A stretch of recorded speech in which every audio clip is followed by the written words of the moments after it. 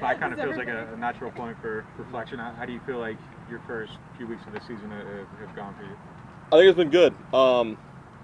Clearly, they trust me a lot, especially in the run game right now. But I think it's been going well. I've been doing everything they've asked me to do. And, just as the season goes on, role expands, hopefully, and all that type of stuff, and they just trust me with more things. So I think it's been good. Is there anything I know sometimes maybe it's difficult to be too critical of yourself in public, but I was just curious if there's anything you didn't like about that you're working on in particular.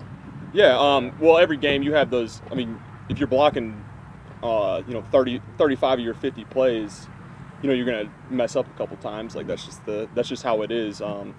It goes for everybody. So yeah, those couple blocks, or the 1-2 blocks a game, or not getting open on this route kind of thing. You just want to clean that up, and with a bye week, you can go and reflect and kind of see.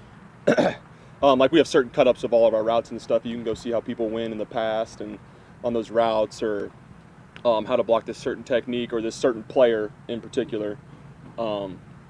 So yeah, I just go back and reflect and kind of see where the little things you can get better: hand placement, pad level, first step, second step, getting in, all that type of stuff. Are those exact numbers, or were you rounding off? What? The amount of plays you blocked out of your total plays. Oh no, that's just assumption. It's somewhere around there. I know it is. Trust me. How do you feel about that? Good. I mean, we clearly have a plan in place every single game, and we relied heavily on the run. And I mean, I love the run block, so I could care less. Adam, are you less involved in the passing game than you were at the end of last season, or it's just the passing game volume is down in general? Yeah, I'd say the second one more. The passing game, obviously we've been very running oriented, and it's worked out well. And you can't, and that's benefited us. We're a super physical team. Offensively, I mean, we have the best offensive line in the entire NFL. No question about that. So, that's just how we play, and that's just kind of how the game plans are working out and everything like that. So you wouldn't think your role hasn't necessarily changed to be more of a blocker. It's just that's game plans. Exactly. Yeah, that's how we're winning. So you're not going to go away from winning just because you want to see this or that from somebody. Like, we're going to do what we need to do to win. That's ultimately how you stay in your job. So. But sometimes winning will cause, on certain individual levels, some potential to be untapped. And have you wondered, not in a bad way, but just do you feel like there's some untapped potential as a receiver for you based on how the games have gone so far? I mean, I definitely think I can contribute in the pass game. I don't think they question that either at all. But like I said, it all goes back to the game plan and how they plan to use us. And I mean, it's worked out pretty well so far. I mean, we're 3-2. I don't think a lot of people think we'd be 3-2 right now at this point in the season. And even more impressive, we came out of a evacuation, locked in a hotel and everything like that. I'm not going to complain too much because obviously it was way worse here, but coming out of that 2-1. So, I mean, we're on the right track, and I think everybody in the building feels that way. Adam, kind of related to that. And whether it's the hurricane or the injuries, last year you guys went through a stretch without Drew. Mm-hmm. Seems like you guys are always ready to compete regardless. Yeah. What do you think is the reason behind that? Do you think it's coaching, leadership on the team, a little bit of both? Yeah, I think that's one of the most impressive things about the culture here. What was it, 2 years ago they didn't have Drew for 5 games, the year before I got here, and went 5-0.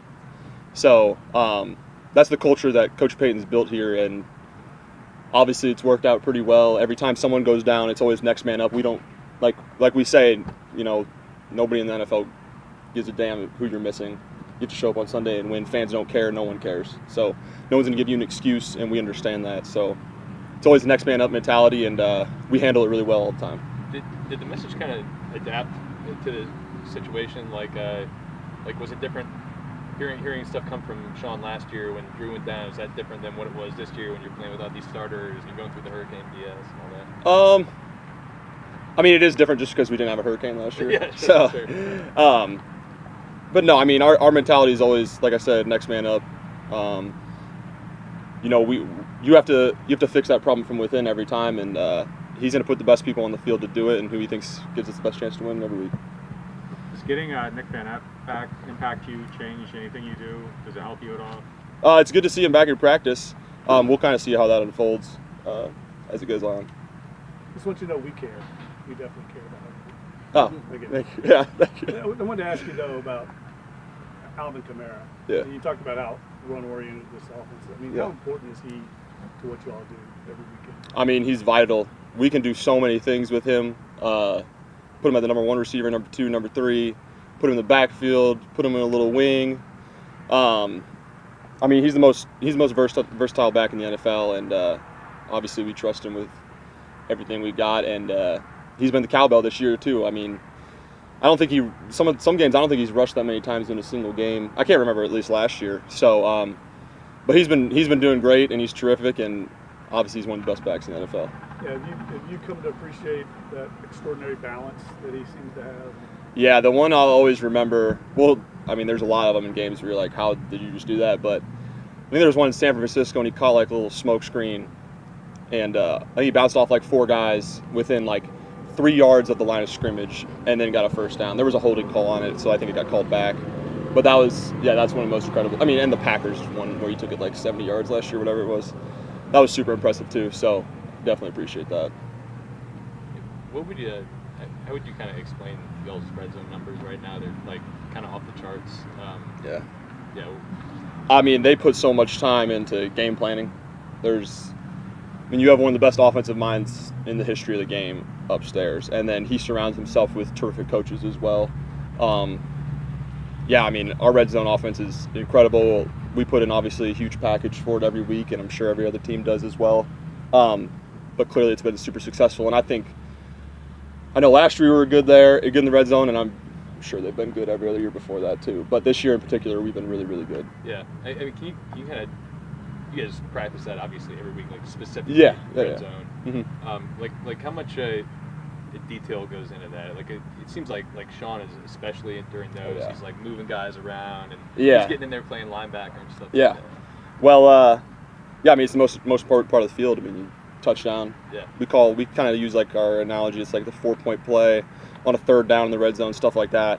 But yeah, if your split is off by a half a step or a yard, he's grabbing you and he's like, you need to be here, and then you kind of see how it all works, and it's incredible. I've never seen anything like it, honestly. So you can, it's pretty special. Like, when he's pulling you over, but you can see mentally why. You can visualize why he's doing it, and then we run in the game and it works. Yeah. And it's like, wow, that's incredible. So.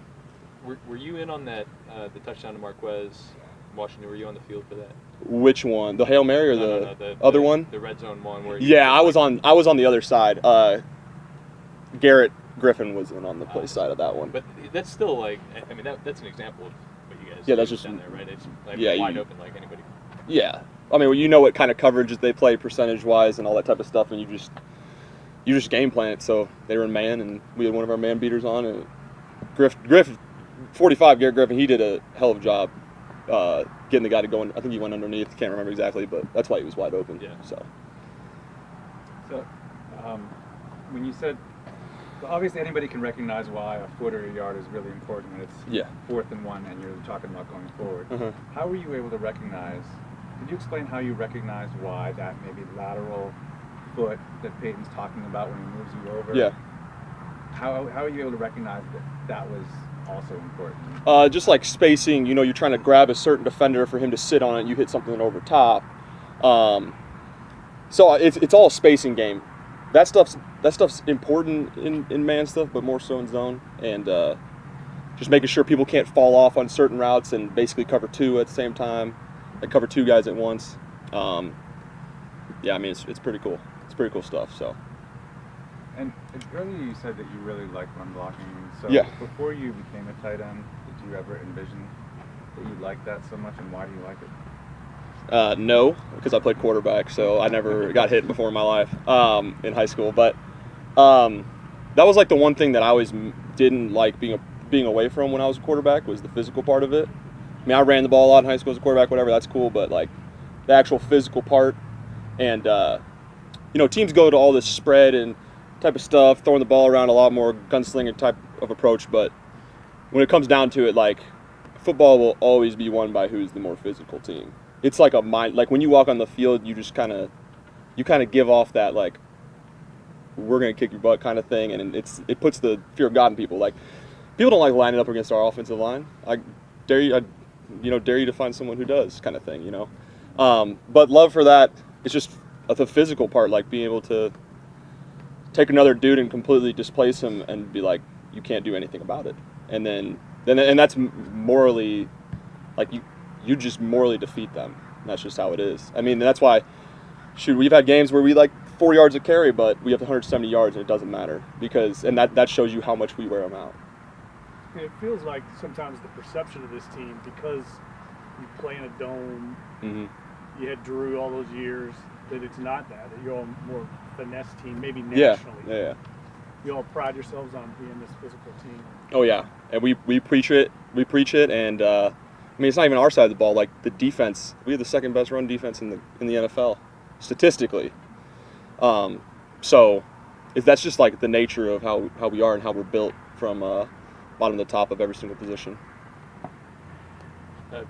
One more, yeah. If you don't mind. What's it been like adding Jawan to the tight end room? Not even as a player. I think we've gotten to see a little bit of that, but just like his personality seems pretty big too. Yeah, he's been great. He's very receptive to everything. Everyone's teaching him and telling him. Obviously, he's brand new to the position, so he's got a lot to learn, and he learns it fast, which is good. But yeah, he's got a great personality. He's a super positive guy, which is always good to be around. But yeah, he's a terrific person. He always wants to know. He's eager to learn, all that type of stuff. So he's definitely been a terrific addition, both obviously on the field and off the field in our room. Big thing like juggling lessons from him? No, I tried it one time and it's pretty bad. So he started like jumping around now and juggling two at the same time. I can't do that. So when you were a quarterback, you probably remember, I don't know if you watched the NFL a lot back then. Yeah.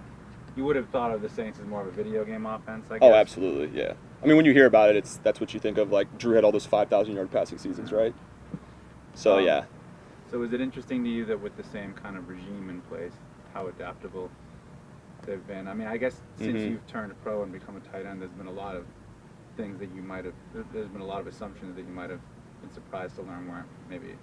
Yeah. I mean, the great staffs and the great organizations, they play by their personnel, like they'll adapt to what they have, kind of thing. And obviously, Coach Payton's done a hell of a job with that, and our whole staff and our players as well. So that's why we've been successful to this point. All right, thanks guys. We got James. Thanks, Adam. All right, thank you.